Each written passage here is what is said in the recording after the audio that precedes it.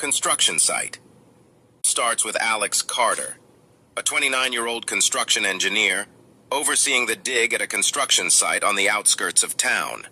He wears a hard hat and is focused on his tasks when a worker approaches. "Hey Alex, we found something, you gotta see this." Alex follows the worker over to a partially dug-up area. There, buried beneath layers of dirt, is a strange metallic object, glowing faintly. What the hell is that? It doesn't look like any machinery I've seen.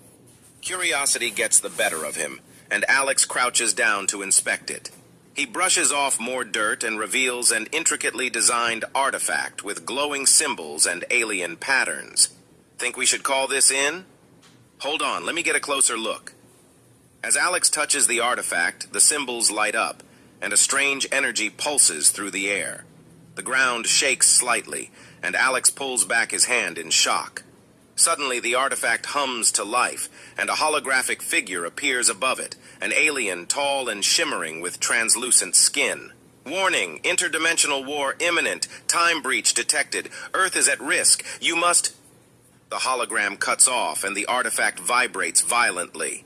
Before Alex can react, a bright flash of light consumes him, and everything around him starts to distort. When Alex opens his eyes, he's no longer at the construction site. Instead, he's standing in a devastated city. Skyscrapers are in ruins, fires rage in the distance, and the sky is a swirling mix of red and black clouds. The streets are empty, save for a few broken-down vehicles. Alex whispers to himself, "Where am I?" He stumbles forward, confused and disoriented, trying to make sense of what just happened. The artifact is nowhere to be found, and his phone and watch are dead. Suddenly, the sound of footsteps echoes in the distance. Alex ducks behind a broken wall as a group of Cryon soldiers, tall, humanoid aliens clad in dark metallic armor, march through the street, their weapons glowing with blue energy. They communicate in an alien language, scanning the area with devices. Alex whispers, "Aliens? This has to be a nightmare." Before Alex can react, he's grabbed from behind by a woman and pulled into a nearby alley. Alex struggles but is silenced by the woman's hand. Dr. Elena Sato, a scientist in her early 30s with a hardened look, signals him to stay quiet. "If you don't want to get killed, stay down." Alex nods, still in shock. Once the Cryon soldiers pass, Elena releases him. "Who are you? Where am I? What's going on?" "You're in the year 2224, and unless you've got some way to travel back in time, you're stuck here." Alex stares at her, speechless. "Look, she says I don't know how you got here, but this is no place for a civilian. We're in the middle of a war. Those aliens out there, the Cryon, they've been tearing through our world for the last 50 years. They came through dimensional rifts we barely understand."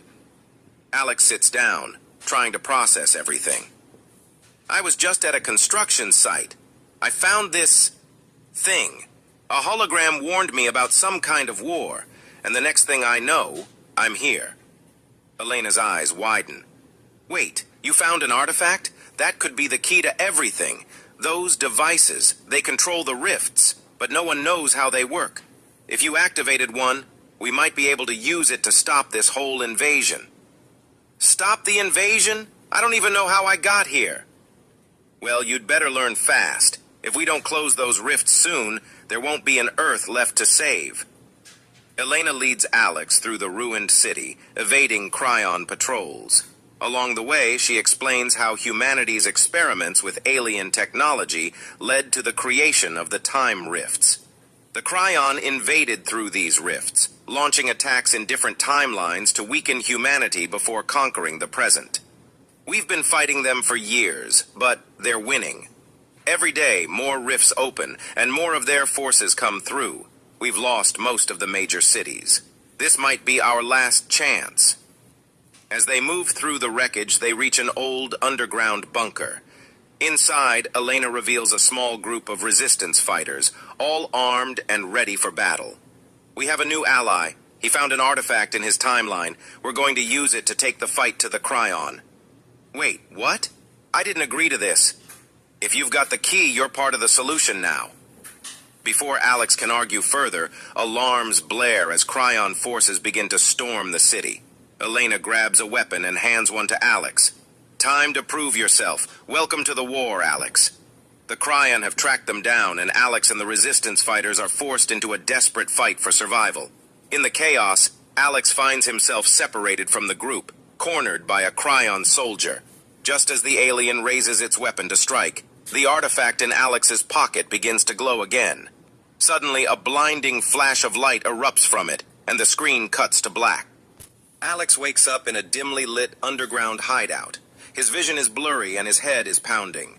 The last thing he remembers is the artifact glowing just before he blacked out. He sits up, realizing his shirt is torn and there's a burn mark on his chest, some kind of energy discharge.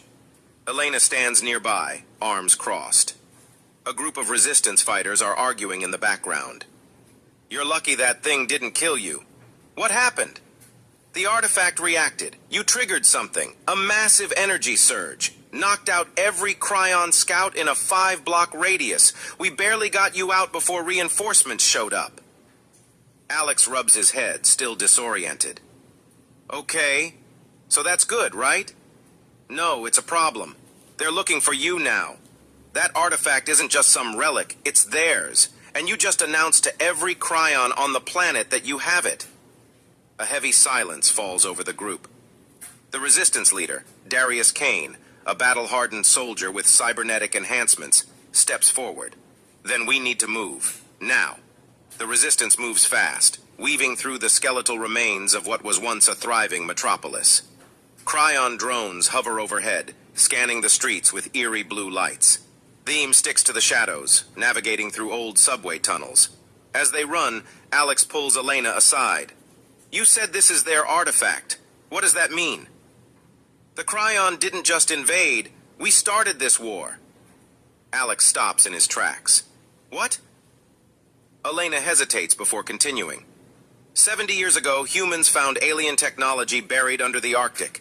The government experimented with it, trying to harness its energy. Turns out, it wasn't just tech. It was a beacon. The Cryon didn't come to conquer. They came because we stole from them. Alex processes this, the weight of the revelation sinking in. So this is our fault? Doesn't matter. What matters is winning. Suddenly, a deep mechanical whir fills the air. The ground trembles as a Cryon dropship descends, searchlights sweeping through the ruins. Move! Gunfire erupts as the Resistance scrambles for cover. Energy blasts rain down, melting concrete and setting vehicles ablaze. Alex is shoved forward as explosions shake the ground. The next thing Alex knows, he's waking up in a cold, metallic cell. His hands are bound in some kind of energy restraints. A heavy, pulsating hum fills the room. Across from him, through a translucent energy barrier, stands a Cryon commander, tall, armored, and radiating an aura of quiet menace. You are different. Alex tenses. And you are ugly. Varrock tilts his head, intrigued rather than offended. You touched the artifact and lived. That is unusual. You have no idea what you are, do you? What do you mean? Varrock steps closer to the energy barrier. The artifact is not just a weapon, it is a key, a gateway to the time Nexus. Only those attuned to the dimensional frequencies can wield it.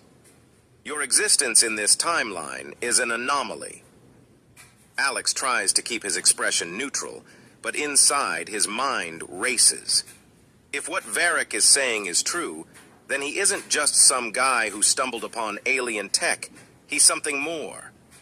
Before Alex can respond, an explosion rocks the facility. Sirens blare, and the lights flicker. A voice crackles over the intercom. Alex, if you can hear me, run. The cell doors flicker and release as the power grid fails. Alex yanks off his restraints and bolts down the corridors. As he runs, he passes holding chambers containing other prisoners, some human, some alien. One cell catches his eye. Inside is a humanoid figure, skin shimmering like liquid metal. The being's eyes meet his, and for a split second, Alex feels a strange pull, like an invisible thread connecting them. Alien prisoner. You are not what you think you are. Before Alex can respond, Elena and Darius round the corner, blasting through guards. We need to go, now! Alex hesitates for a fraction of a second, then follows them out. Back at the Resistance hideout, Alex is still shaken. He turns to Elena. What did Varric mean? Why did that prisoner say I wasn't what I think I am? Elena looks at Darius, then sighs. The artifact didn't just send you here, it scanned you. If the Cryon are right, you're connected to it on a biological level. What does that even mean? It means you might be the only one who can use it to shut the rifts for good. A heavy silence settles in the room. Alex runs a hand through his hair, overwhelmed. Great. No pressure. Elena places a reassuring hand on his shoulder. You wanted answers? Now you've got them. The real question is, what are you going to do with them? As Alex stares at the artifact, its glow pulsating in rhythm with his heartbeat. Narrator. Previously, on Time Rift. The Last War. Alex Carter triggered a forgotten alien artifact buried beneath Earth's surface. Now, time is bending, the Cryon are hunting him, and an ancient force watches from beyond the rift. The Resistance convoy dives deep beneath old Chicago, toward a black site lab thought lost to time. Project Nexus, a place where time wasn't studied, it was broken. This place was shut down after the second Rift event. Everyone assumed it was destroyed. Then why are we going there? Because that artifact you found, it's talking to Nexus. It wants to wake it up. They reach a heavy blast door, sealed with rust and warning symbols. Elena's ID chip pulses against the lock. A slow, metallic groan echoes through the dark. The door opens. Inside, the lab breathes like a sleeping beast. Dust chokes the air, but the hum of energy remains. Screens flicker. Consoles blink. Something never stopped running. Who built this? Your government. Before the collapse, they wanted to weaponize time. Not weaponize, control. A hologram ignites. A man appears, graying hair, trembling voice. Dr. Malik, if you're watching this, the Nexus core has been reactivated. Do not attempt to control the artifact. It's not a power source. It's a navigator. It maps rifts, tracks every split, every alternate version of reality, every you. Alex steps toward the core. The artifact in his hands begins to glow. It pulses, once, twice, then syncs with the Nexus interface. Alex, stop, don't touch that. It's too late. The artifact's bonded. The lights dim. The room vibrates. A shockwave knocks everyone to the floor. Alex's eyes roll back. His mind slips away. Time fractures. Alex sees himself.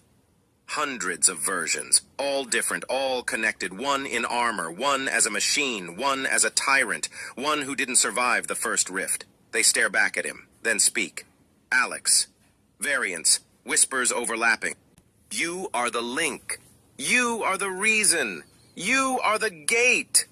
And the gate must remain closed. The Nexus gate appears in the distance. A massive ring floating in black space, pulsing with power. Something stirs behind it, watching him. Then, he's pulled back. Alex, wake up! Alex, gasping. I saw it! The Nexus gate! It's not destroyed! It's in orbit, still active. If what you're saying is true, the Cryon will come. They'll do anything to reach that gate. Alarms blare. A red flash cuts across the lab. Alert! Temporal breach detected. Incoming Cryon signal. They trace the signal. They're here. Download what we can. Burn the rest. We're leaving. As Cryon drones breach the facility, the team races to evacuate. Alex clutches the artifact. His vision flickers again. He sees something else. A shape, humanoid, watching from inside the rift. Not Cryon, not human, something worse. They're not alone. They escape as the lab explodes behind them. The Resistance loses a base, but they gain something else. A map. A location. The next rift. And the first true clue to the war that's coming. In the wake of the Nexus lab's destruction, the Resistance regroups in an abandoned colony deep in the Appalachians. But Alex isn't healing. I can't sleep. When I close my eyes, I see them. Ornate versions of me. Some aren't even human. The rift left a mark on you. You're not the same person who walked into that lab. A survivor arrives. A woman named Mira. Her body fused with crystal, her voice fractured in pitch. She claims to have crossed a rift and come back. You're the echo. You're the one the rift is calling, and it's getting louder. As Mira reveals her memories, the truth becomes clearer. The rift doesn't just open doors. It leaves pieces of travelers behind. Echoes, mutations. How many Alex Carters are out there, and how many want to take your place? As the base falls under attack, Alex is forced to use the artifact again. But this time, he doesn't travel alone.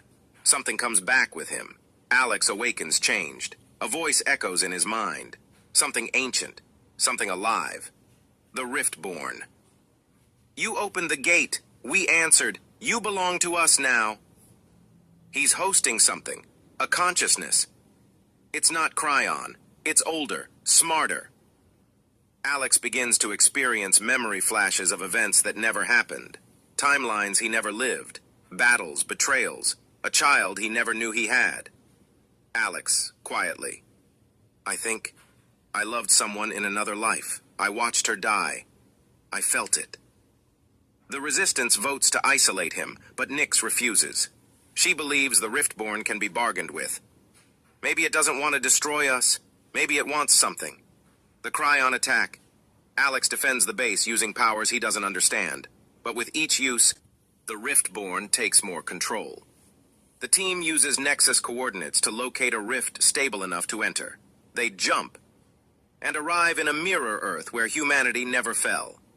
Everything's clean, functioning. They won the war here. But this world has its own Alex Carter. And he's not a scavenger. He's a hero, a general, and hiding something. Mirror Alex. You shouldn't be here. Your presence destabilizes the timeline. Leave now. The team learns that this world's Cryon made peace through a treaty, brokered by the Mirror Alex. But peace came at a cost. He handed over Rift-born refugees to the Cryon. He sold them out. The two Alexes collide, one trying to preserve his utopia, the other trying to save the multiverse. Alex. I won't become you, not even if it means saving this world. The jump back goes wrong. The team is ripped apart, scattered across fractured timelines. Nyx, Elena, anyone? Where am I? Alex finds himself in a world where he is the villain. Cities burn in his name. Cryon and humans alike fear him. Nyx lands in a timeline where Earth never existed. Humanity thrives among the stars, ruled by machines. Elena wakes in a reality where she died long ago, and the Resistance is led by a hardened version of herself. You died a long time ago. Welcome back. The artifact glows weakly in each timeline, trying to pull them back together. But something is hunting them. Chronovore. Too many versions, too many failures. Collapse is mercy. The group reunites in a null zone, a place between timelines. There they discover the collapse engine. This is what started it all, a weapon designed to delete timelines. Who would build something like this? A hidden message reveals the truth. The collapse engine was built by future Alex to destroy the Cryon in every timeline. I became what I feared most. The Riftborn begs Alex to destroy it before it activates again. But a faction of Resistance rebels wants to use it to reset everything. Rebel leader. Clean slate, clean history. We rebuild from zero. Alex must choose, save broken reality or erase it all. The artifact begins to die. The Riftborn fades. The team heads to the final rift, the origin point. There, in a chamber beyond space, they meet a being of pure thought, the architect. You seek meaning, but there is only survival. Existence is the anomaly. Tell me why I was chosen, why the artifact found me. Because you were broken, and only the broken can pass between what is and what could be. The architect shows Alex every path he could have walked, then offers one last choice. Erase all versions, or become the anchor, one Alex to bind them all. The Cryon launch their final assault. The Resistance braces for annihilation. The skies crack open. Alex merges with the artifact. The Riftborn fuses with his mind. He becomes the anchor. I am all I was. I am all I could be, and I choose us. He opens the final gate. One last timeline. A single chance. In that moment, across all realities, every Alex Carter chooses peace. The rift closes. The war ends. But echoes remain. Time is never truly healed, only